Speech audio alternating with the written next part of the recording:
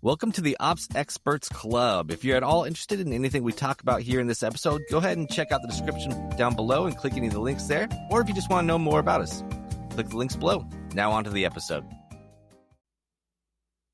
Whoop! Hey. Did it clip out? No. Nice. Aaron's whoops always clip out. That's because he yells at the top of his lungs. Yeah. We just need to teach him how to whoop better. Whoop a couple decibels lower. Well, welcome everybody to Ops Experts Club. This is Ben Clatterbuck, a OG Ops Expert member and club creator, filling in for Aaron today. Thanks for joining us, Ben. Original gangsta, that's me. Yes. The original gangsta of operations. That goes hard. Yep.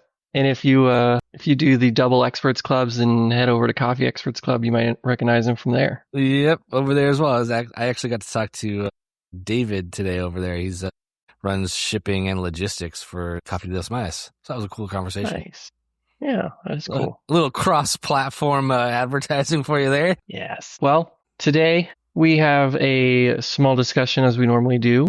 This one about the L10 meeting. You might hear us talk about the L10 meeting a lot because it's pretty important. We do discuss it a lot in the rollout. When we engage with clients, that's something we'll roll out and request to roll out across the board with everybody if they don't have it in place already. Big or small, no matter our engagement, we're like, listen, we need to get on a weekly cadence. It's going to be a great improvement. Aaron had a call with somebody, one of our past clients, that he introduced to one of our current clients just so they can talk about sales team stuff. And even he told him in the call, the new client working with, he was like, one of the best things they did was roll out that L10 meeting. It finally got us on the same page. It got us working together towards the same thing. And it just seems so simple that we didn't have anything like it before. That's great. Yeah, I have a client that I worked with 2 years ago now, I believe, and they've still got me on their L10 sheets, and I still to this day I get updates on quarterly rocks being updated. I'm like, good job, guys! Like 2 years later, and they're still growing strong with it, which is it's always fun to see. That is great. Yeah, and the L10 meeting, it's no secret of ours. It's if this is your first time tuning in, hearing us talk about it, it's from Gino Wickman's book Traction as he rolled out Entrepreneurial Operating System. It's one of the core functions of rolling out EOS. Mm-hmm. It's just something we introduced as an easy way to get some segue into new teams we're working with. Mm-hmm. How do we get to learning what's going on with everybody? How do they start learning what's going on with everybody? Really great way to identify gaps, issues, and everything you can think of. Just a lot of it starts with, hey, here's a meeting. Let's all get together and let's talk about it. Mm-hmm. I mean, at the very base level, it's getting everybody on board with actually writing down what they're freaking talking about, and on a regular basis. Because I mean, it's surprising how many companies don't have a regularly scheduled sort of all hands meeting with their leadership team. And if they do, there's another subset of those companies that they just get together and they just talk. And every week we just get together and talk.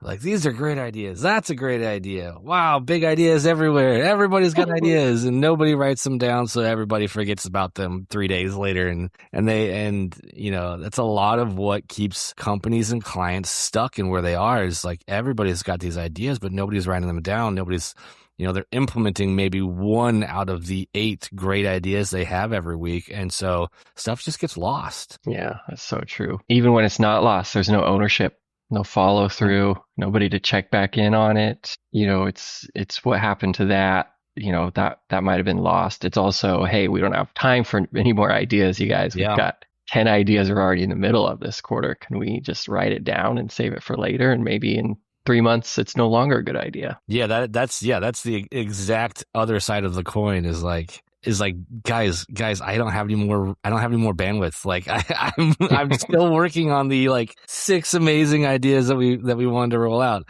I've still got a new POS system I'm implementing. I'm still swapping vendors on this. I'm still setting up a whole new sales team and I'm setting up Salesforce right now. I don't have room for any more good ideas. Oh yeah. So I mean, at its base, quick walk through the L10 meeting. You want to have it same week, every time, every day, or same time, same day, every week. Make it easy for people to remember. Schedule it. So don't ever try to be changing the dates. If I've worked with people who travel a lot, like if you're traveling a lot, that's fine. You're just going to have to skip it. We can't constantly move the meeting every week because the owner can't be there. Like that's not going to create what we're trying to create here. Like if you have to miss a week, that's fine. Like you're traveling, we get it. You run the business. It has to travel. So same time every week, same people every week. Don't just be trying to throw people in and out constantly. You want to start with that core group of people. We recommend starting with your leadership team. If you have anybody there already, and if you don't, just identify who are the key players you could trust, who are the people making decisions, who are the people you want to start making decisions for you. Like bring those people into it. Yeah, I mean the whole beauty of the L10 meeting format is it just sort of solidifies consistency. It's the same thing every week. We go through the same documents. We talk about the same things. We have our same 4 issues we go through.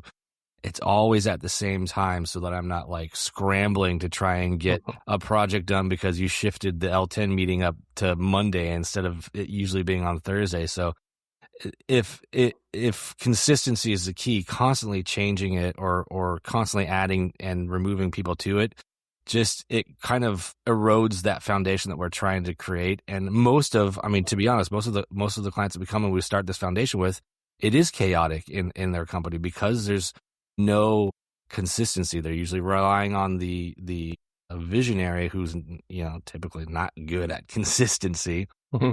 And so if you bring in a consistent meeting schedule that's going to create structure, the last thing you want to do is be constantly shifting that. That just puts you right back at square one. Yep.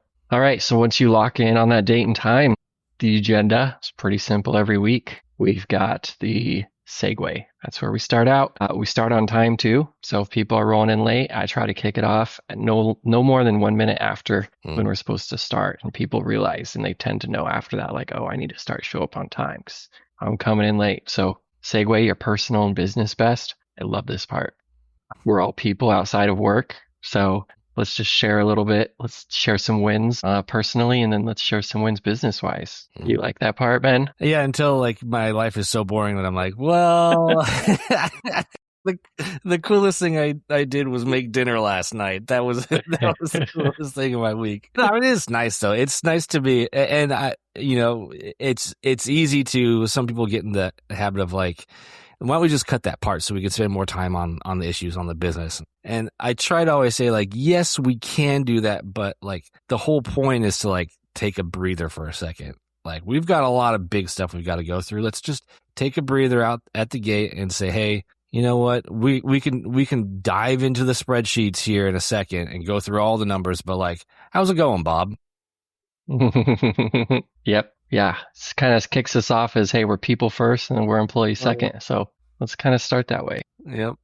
After we go through that, we jump right into the scorecard. How healthy is your business? What do you think about the scorecard, Ben? I mean, it's the whole point of the scorecard is it's numbers. It's black and white. There's no feelings. There's no, I think this July is going to be really good. No, it's just like, hey, numbers are in, it's looking good, or numbers are in and we really missed the mark on this product launch. Like our marketing just didn't produce like we thought it would, or the sales team is just killing it. We made a good hire with this sales manager. We can see because his numbers are going up week over week. It's in all aspects of business. You can cushion and you can, look at it through rose colored glasses, but at the end of the day, a scorecard's not going to light you.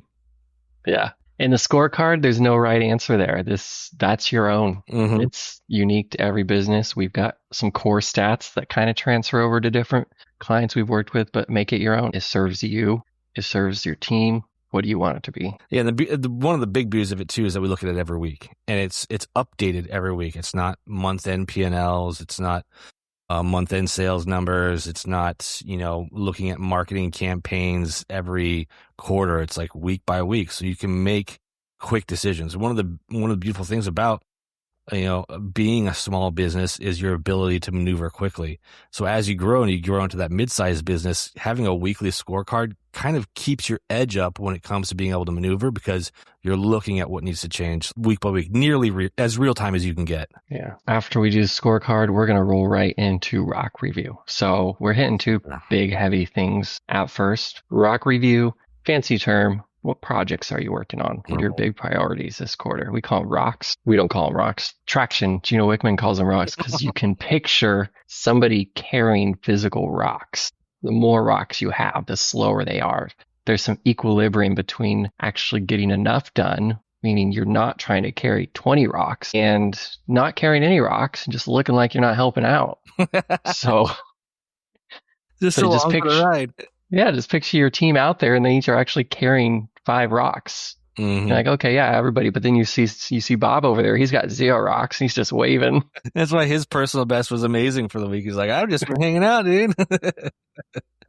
And it's great in that sense too. It helps keep the owner accountable to what they're giving to their team. Like if you're the type of owner who, if you're successful in business, it's because you have good ideas and you know how to implement good ideas. The problem is that those type of people tend to have a lot of good ideas. And so they're like, hey team, this month, XYZ. And then halfway through the month, okay, now it's XYZ plan 2. And then a month later, it's like, okay, guys, scrap all that. We're doing this now. And so your poor team is carrying 10 rocks each. And then halfway through the first month, they ditch those for a new 10. And then halfway through the quarter, they're like, all right, let's just do this again. And this is constant loop of never actually doing anything, but everybody's busy. Everybody's like running around everywhere, but nothing like that pushes the company forward actually gets done. Yeah. Yeah. And you look behind you and you've just got a field of dropped rocks and 20 SaaS products you've purchased but haven't been using. Oh, that's a good call out. That if your subscription plan list gets longer every quarter and nothing drops off, you might be starting too many projects and not actually finishing them. Yeah. So after rocks, we go into customer employee headlines, and I see a lot of people struggle with this section. Do you have any advice, Ben?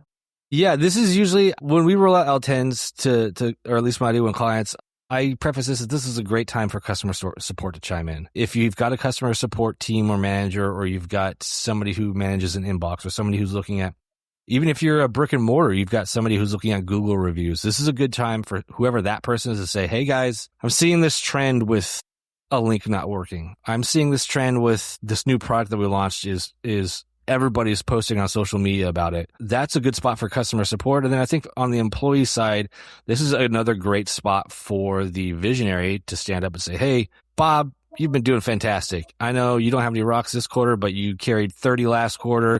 Hang out for a bit. We'll get you some new projects. So it's good to kind of give those updates. Most businesses take this time, or clients take this time, to just focus on the negative. Here's what everybody's saying bad about us. Joe quit because he found, a different company to work for. It's easy to do it, and there is some need for that. Like, it's good to know, like, if we just launched a product and everybody hates it, we should probably know about it. But at the same time, like, you should also spend the time to, like, look at the positives too. Yeah. I had a client where they would use this time, the person in charge of getting reviews every week, they would come back with their top pick review from a customer that week. And it was really powerful because it just reminds everybody what they're working towards. It's like, wow, this customer's entire life changed, or whatever it was. Like, look at this individual person. We can read the name. We know who it is. We can look up the back end. We can see their journey. Look at how they've been affected. Yeah, that's a great idea. I mean, yeah, everybody's working their butts off all week long. It's nice to have, like, the next week to have, like, a little pat on the back and say, hey, good job, guys. Here's not just me saying good job as your boss, but, like, the customers are saying good job too. Yeah, exactly. I like that. All right. After we roll that up, we go into last week's agenda. It was a great spot to find out who gets things done that says they'll get things done, and who waits until 5 minutes before and says, I forgot what we talked about that week. Yep, I love it. I mean, and like we always say that that last week's agenda and the issues are the meat of the L10. Last week's agenda is really the part where, like, it's did you do it or not? And it's not if you were assigned to update email copy on marketing emails 3 through 5 last week, and you come to the meeting and you didn't do it. It's not like I got them open, I'll finish it right after this, or you know what, I couldn't quite remember what we were talking. It's like, no, dude, it's just did you do it or not do it? We said this is important. And the beauty of the L10 is just the complete transparent accountability of it's either done or it's not done. Yeah, that's so true. And it's a great spot to start recognizing trends over time for people. Yeah.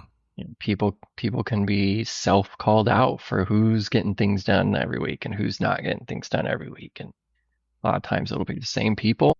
Mm-hmm. So you start to compile that data and you can be like, we got Bob. Bob's doing great. We'll just talk about Bob's doing great. But we got Tom. Tom's been failing his to-dos every week. He's been missing his to-dos. And you can go to Tom, what's going on? Mm-hmm. Like, what are you doing to where you can't get this done every week? And so you can actually have a conversation with evidence right there in front of them. Mm-hmm. It's stuff on paper. Like these are things that, like, as a visionary or an operator of a company, you would probably intuit. Like you'd feel like, I just feel like Tom's not pulling his weight, but you don't really have any concrete like data to that. You're just like, hey, Tom, what are you doing? And he's like, just working on. Did you get that thing done? Oh, you still working on it? Okay. It seems like every time I talk to Tom, he's still working on that thing I asked him for. But with the L10, it's just like, no, I mean, Tom's name is listed 5 times and all of the things are not done. That's pretty clear. Tom's not pulling. Mm-hmm. Yeah. And at this spot too, if there's a not done, maybe somebody tried to do it and they've got a long story about it, they just need to add it to the issues list. Mm-hmm. They're like, yeah, I went in there to change that, but I found out our subscription expired. So I reached out to Diane on the finance team if she can give me the card so I can purchase a new subscription. Diane hasn't gotten back to me because she's on vacation and now I literally can't do it. Like, just add that to the issues list. Yeah. And it's like, yeah, you tried. Let's see if we need to rediscuss how to move forward with it. Exactly. Yeah, after that, we're going to the issues list. The issues list, let's pop in there for a minute. Actually 30. So most of your meeting's going to be the issues list. Whether you're doing a 60-minute L10 or a recommended 90-minute L10, you're going to spend 30 to 60 minutes in issues. Mm-hmm. Meat and potatoes. Yeah. Would you say the issues is the meat and the agenda is the potatoes, or vice versa? I think that's good. Yeah. Yeah, I mean, this is where every visionary, every client I've ever worked with, they would, every visionary is like, let's just skip everything and go straight to issues. Because they're like, I just want, this is the section where I can be like, I want to do this, this isn't working, we need to do this better, and they get a, brain dump. And this is the section for that. This is, talking about things that we want to do next quarter. Let's dream a little bit, and we'll put that on the rock sheet for next quarter. This are, the product launch is going great, or it's not going great. This is good, this is bad. This is where we can come together and be like, okay, here's the things we're struggling with this week, or here's the things that are going great this week that we want to make better. We've got 3, 6, 9 brains in the room. Let's all come up with a solution to this. And then that, of course, moves to the agenda. But it's where the real thinking happens. And ideally, it's where problems come up, they get solved right there, and the business just keeps going forward. Instead of problem comes up, it gets passed down, it gets forgotten about, it comes up again a few weeks later because nobody did anything about it, and it just keeps that cycle. We want a well-oiled machine as issues come up, they get solved, and the business keeps moving forward because of it. Yep, absolutely. I love it. There's this part when we're rolling out L10 meetings to clients where they're still confused about issues. Every week you go to issues and everybody's quiet. They're like, nobody has any issues. And you're working on like 1 or 2, maybe 3.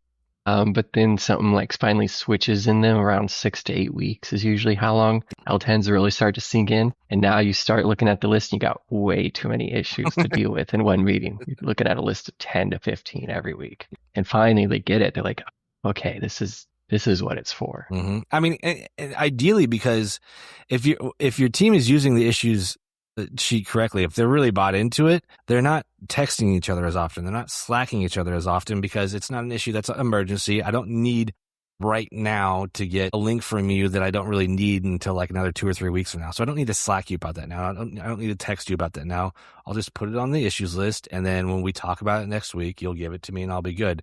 Instead of me just constantly blowing up your phone or blowing up, your notifications and distracting you, put it on the issues sheet, and then you'll see a lot of those, like 5 of those issues are like super non-important, just like a one-off. Hey, can I have that? Oh, great. Here it is. Thanks. Awesome.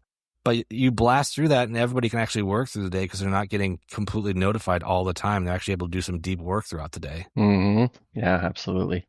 It's kind of like a little context switch for them finally to realize they have a place to put something. Mm-hmm.